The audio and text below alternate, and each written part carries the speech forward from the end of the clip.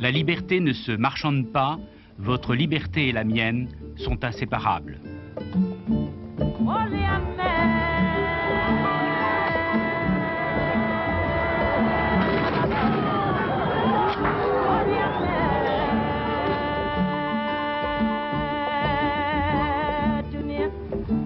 Héritier royal de la tribu des Xhosa, Nelson Mandela se lance à l'âge de 20 ans dans le tourbillon de l'histoire d'un peuple qui crie contre l'injustice d'un système politique, l'apartheid.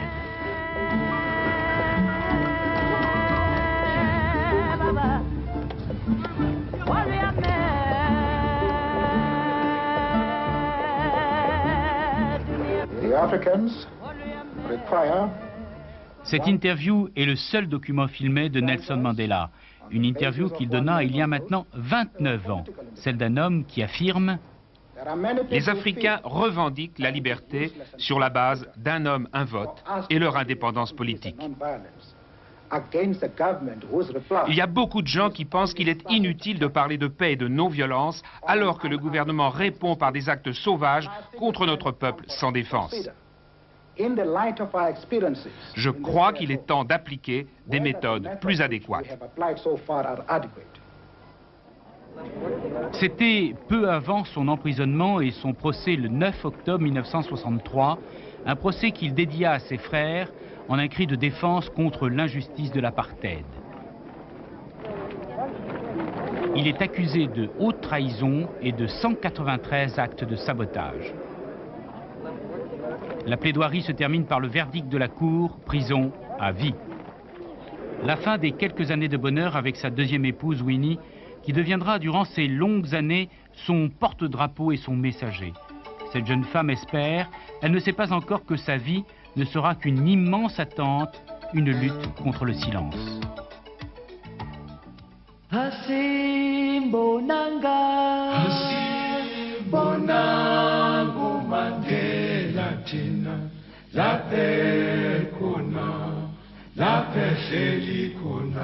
Les portes des prisons d'Afrique du Sud s'ouvrent pour Nelson Mandela. La plus terrible, la plus dure, le bagne de Robben Island, une ancienne léproserie au large du Cap.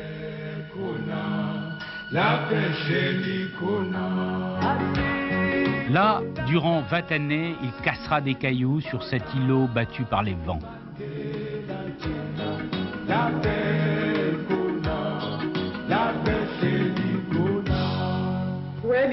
J'espère toujours en une vie de couple, comme n'importe quelle jeune femme. Je n'ai jamais vraiment vécu avec lui. Mon souhait, une vie normale, quand il sera libéré.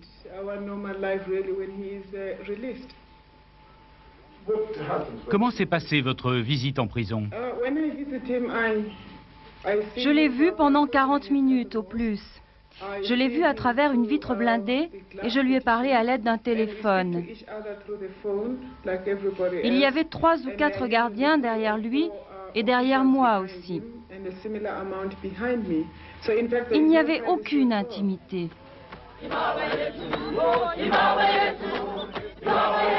Aucun de ces anniversaires n'est oublié. Des gâteaux symboliques dans les townships, les cités noires, pour se souvenir de celui qui, depuis l'âge de 20 ans, se consacre à la destruction de ce mur implacable qu'est l'apartheid. C'est à cet âge de 20 ans qu'a débuté son premier engagement. Étudiant à l'université de Fort Hare, il en sera exclu pour avoir boycotté les cours. Des Noirs, mais aussi des Blancs, pour demander la libération de Nelson Mandela. La seule réponse est le mot apartheid. Le Parti national afrikaner, au pouvoir depuis 1948, a instauré un système politique qui repose sur des lois raciales. Il a également codifié la ségrégation.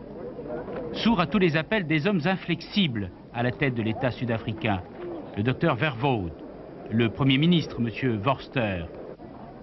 Voici d'ailleurs sa réponse à un journaliste qui lui demandait si l'apartheid n'était pas un régime répressif.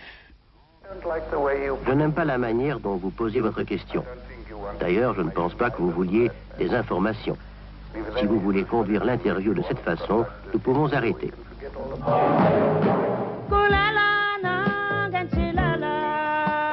Mais dans les townships des grandes villes d'Afrique du Sud, là où les Noirs ont le droit de résider, dans des taudis de tôle et de bois, loin des tours étincelantes des villes blanches, le nom de Mandela continue de résonner. Chacune des pierres qu'il fracasse à Robben Island sert à bâtir sa légende.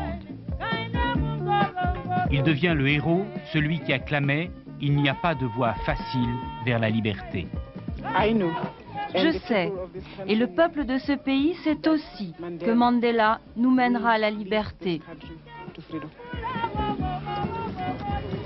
Winnie porte sa parole.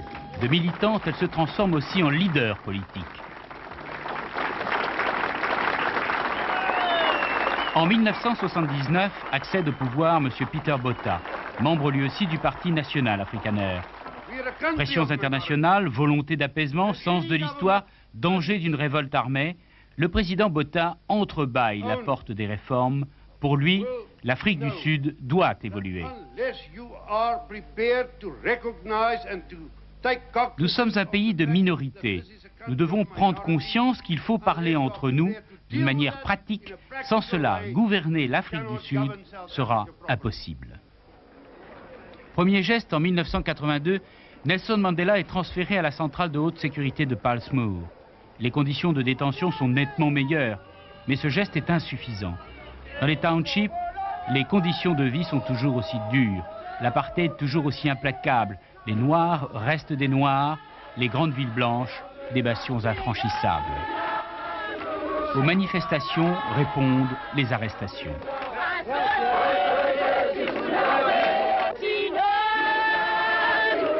Nelson Mandela est atteint de tuberculose. Le laisser mourir en prison mettrait le feu au township déjà secoué par des émeutes. Il est soigné dans un hôpital, puis placé en résidence surveillée dans une villa.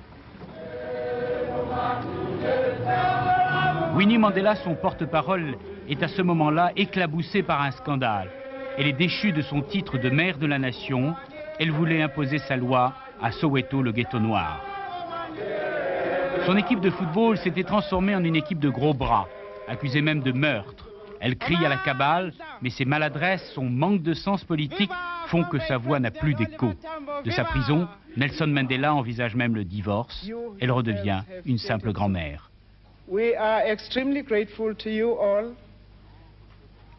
Merci à tous. Mon regret, c'est que mes petits-enfants aient été déçus de ne pas voir leur grand-père. Terrible destin que celui de ce couple. Nelson Mandela libre, il poursuivra lui-même son combat. Un combat porté à travers le monde par des millions de voix. Son message a dépassé les frontières de l'Afrique. Il est devenu le symbole de la lutte contre l'injustice et la discrimination.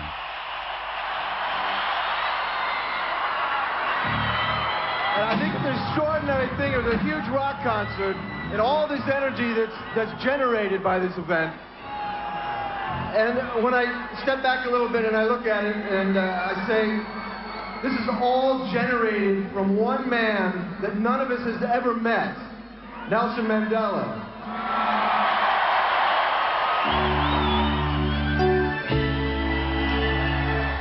This one's for Nelson Mandela, from me to you.